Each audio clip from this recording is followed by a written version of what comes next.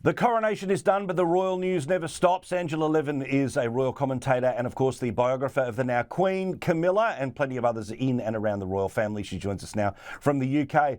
All right, Angela, it's in the rearview mirror, but now a few days on, what are your lasting images of the coronation?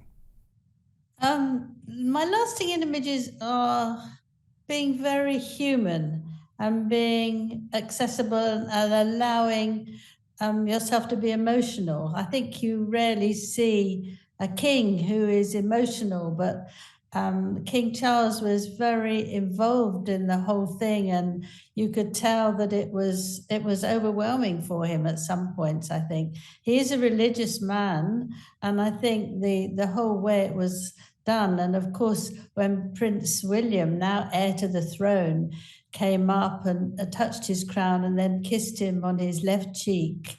And he said, "Thank you, William." Oh, gosh, I wanted to cry. Whereas the rascal was sitting away from his brother and behaving like a silly teenager, really. I think he was very, very uncomfortable. I think he felt very strange that he was there by himself and, rushing off immediately without even having the time to say congratulations to his father and his brother is, just hopeless, really.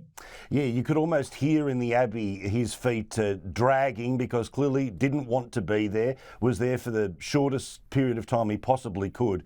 But I've got to say, well done to the seat planners, because sitting behind the feather on the top of Anne's head was a genius move.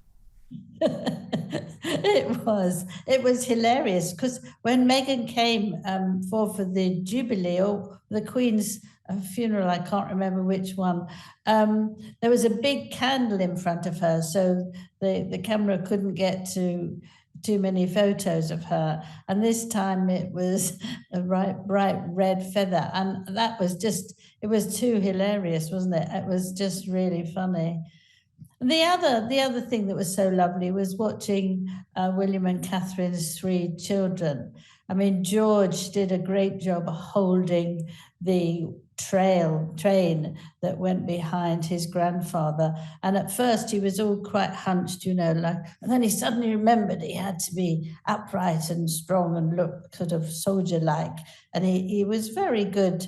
And Charlotte, of course, Princess Charlotte, is absolutely got our eye on everything, telling her brothers what to do, looking like that and sort of saying, move here, do this, and looking stunning as a mini mother, just sort of look about her.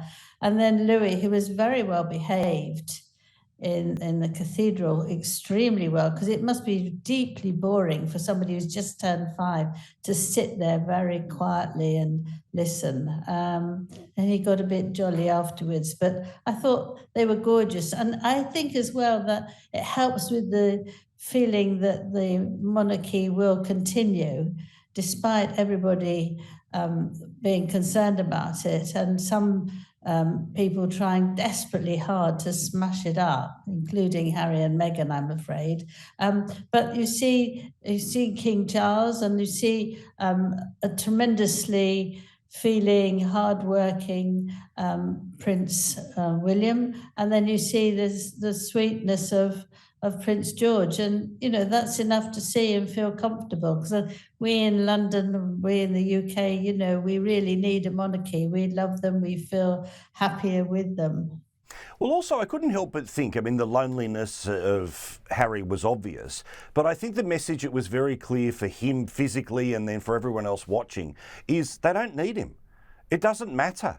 He's decided to exercise himself from the family, but it's a family that steps up at big occasions, that shows emotion in front of the world, like, as you say, William kissing his father after touching the crown. It's all up to him how he comes slithering back to them. But the point is, they don't need him anymore. Yes, it's very interesting, isn't it? There was no booing, no cheering, nothing. They couldn't. Nobody sort of cared whether he was there or he wasn't. But it's his own doing, and I think he feels that the nastier he gets and the more he demands, eventually they will give in to him. But actually, it's completely the other way around. They're not answering him. They're not apologizing for all the rude things that he said about them. They're not sitting down with 300 things that he feels very badly about that he remembers when he was 4 and onwards. They just think it's just, I think the whole world, well, apart from groups that are still sort of fancy the two of them, we don't care if he doesn't come back anymore. We're managing, we're fine. But what I felt was shocking was that Meghan, who I understand she doesn't like the royal family, she doesn't get on with them, she didn't fit into the way it works.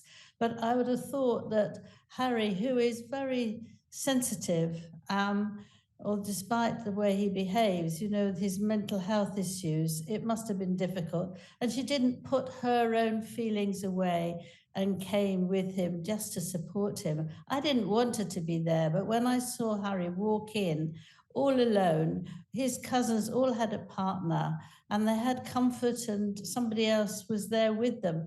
And he was all alone. And I think that was part of the fact he was going, hello, how are you?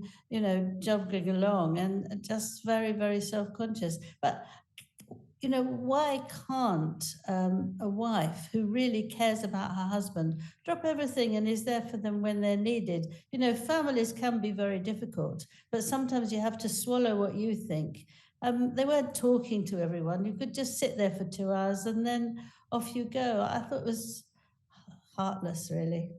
And also, in all of the side commentary and hot takes out of everything, which weren't all about Penny Mordaunt, who I am still in love with, but I've been in love with her for a long time. I'm glad the rest of the world noticed her striking manner, but still. Yeah. The Bridgerton actress who plays a spin-off of a Queen, Netflix, whatever, she turned around and said that the balcony was just, too white. Well, of course, that's what that family is, and the Japanese royal family looks like it does, and all the different royal families around the world look like.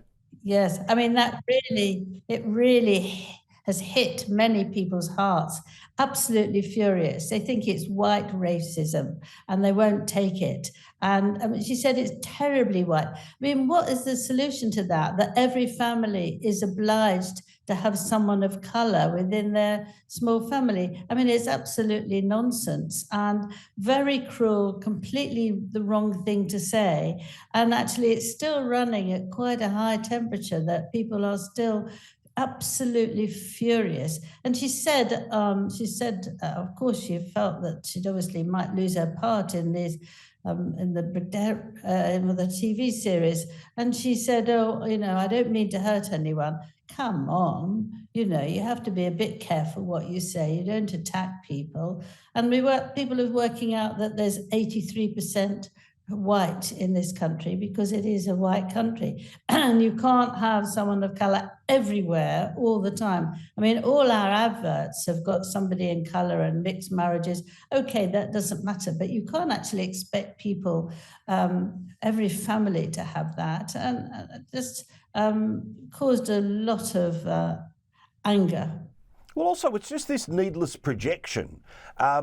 Is the world white? No. Are some families white? Yes. Is the majority of people in the UK white? Yes. But even me saying that right now will make someone feel nervous somewhere on the internet, and they'll be trying to cancel us for speaking about demographic truth.